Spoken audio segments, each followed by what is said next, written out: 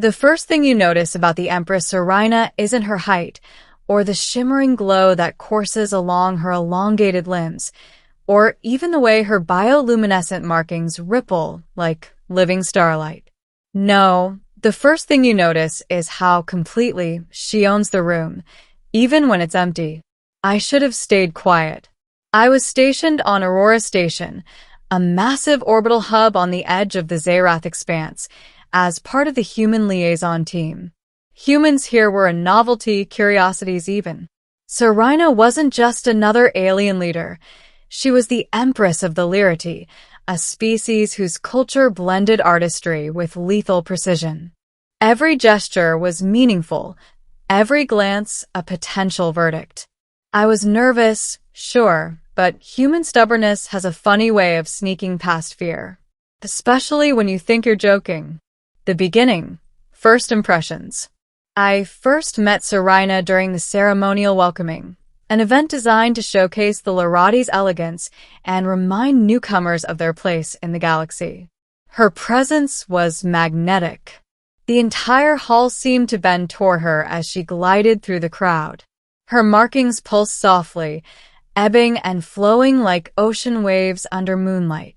When our introductions came, I extended my hand, trying to mimic the standard Lirathi greeting we'd been drilled on. She didn't take it.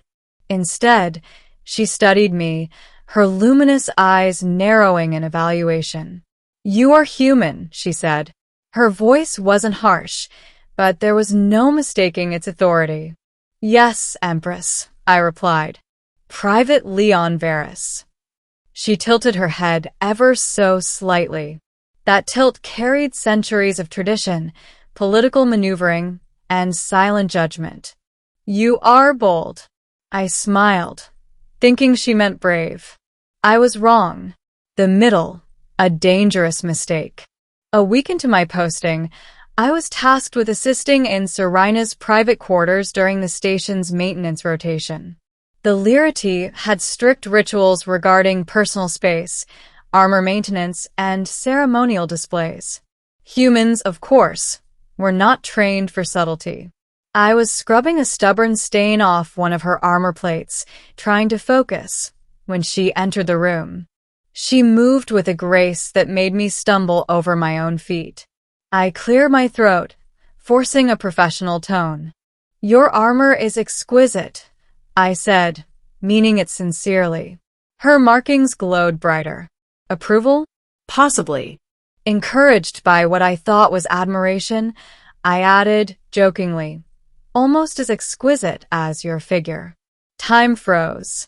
Her markings flared violently, the glow shifting from soft blues and purples to a vivid, incandescent red. She blinked, a slow, deliberate motion that any Lirathi would recognize as shock and offense.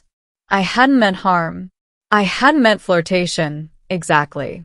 I had thought humans joke, humans tease. But apparently, Lirathi jokes were something entirely different.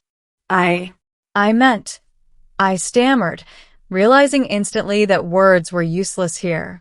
Seryna's eyes bore into mine, a storm hidden behind calm waters. Every instinct screamed to apologize, to retreat, to somehow repair the mistake.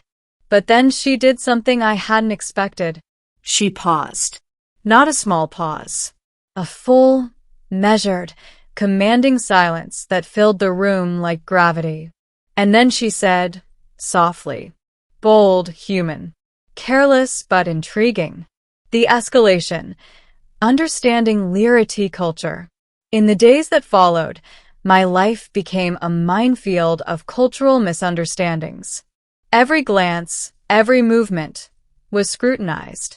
Seryna occasionally spoke to me, sometimes testing my reactions with subtle provocations, a hand placed just within my peripheral vision, a comment on the human physique, a lingering look while discussing combat simulations.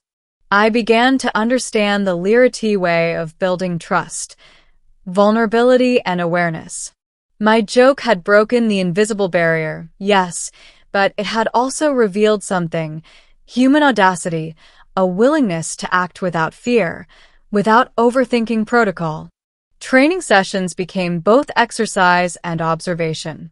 Seryna would spar with me, her movements so fast they looked like ribbons of light. I could barely keep up.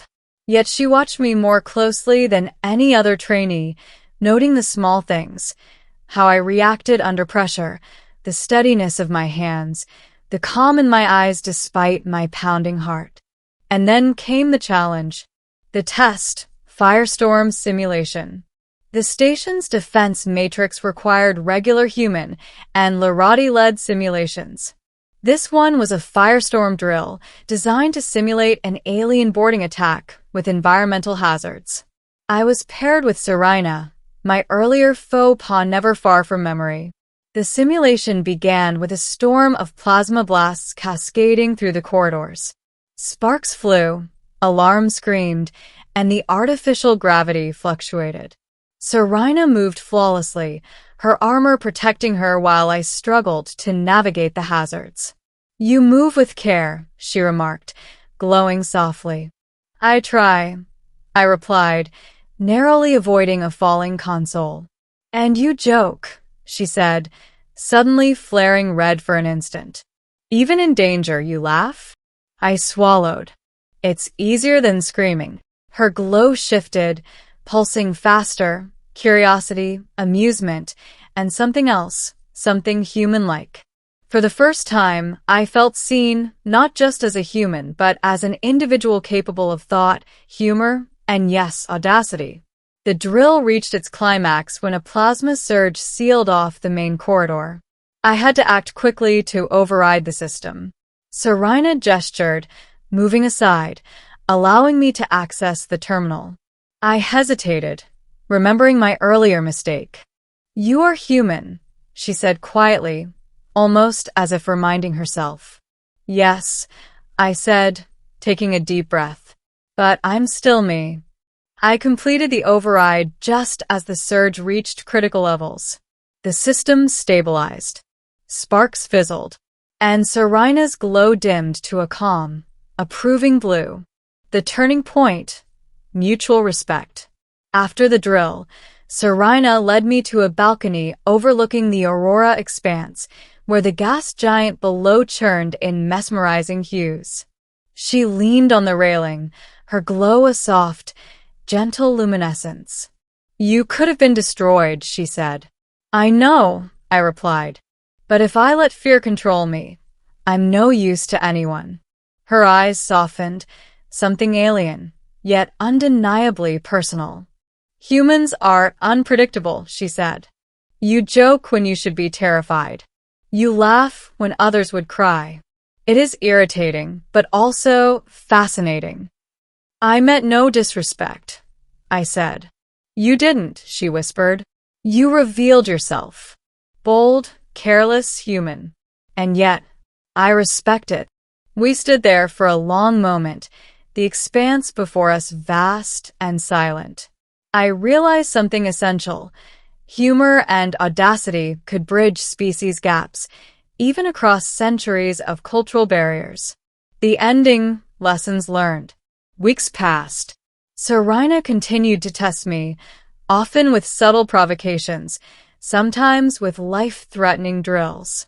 Each time, I navigated the challenge, not without mistakes, but always with honesty, wit, and yes, occasional humor. Eventually, she stopped flaring red at my jokes. Instead, she would glow a warm, steady color, acceptance, perhaps even amusement. In a quiet moment, she approached me.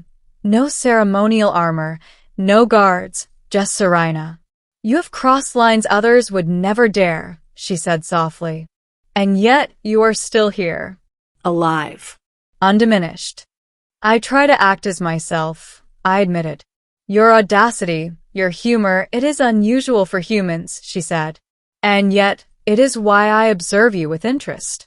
Perhaps one day, it will be more than observation." I nodded, understanding that respect, trust, and even friendship could blossom in the most unlikely circumstances through audacity through mistakes, and yes, even through jokes. And from that day forward, my joke about her figure was no longer a mistake. It was a key to understanding. Reminder that in a galaxy full of rules, lights, and danger, human humor could still shine brightly.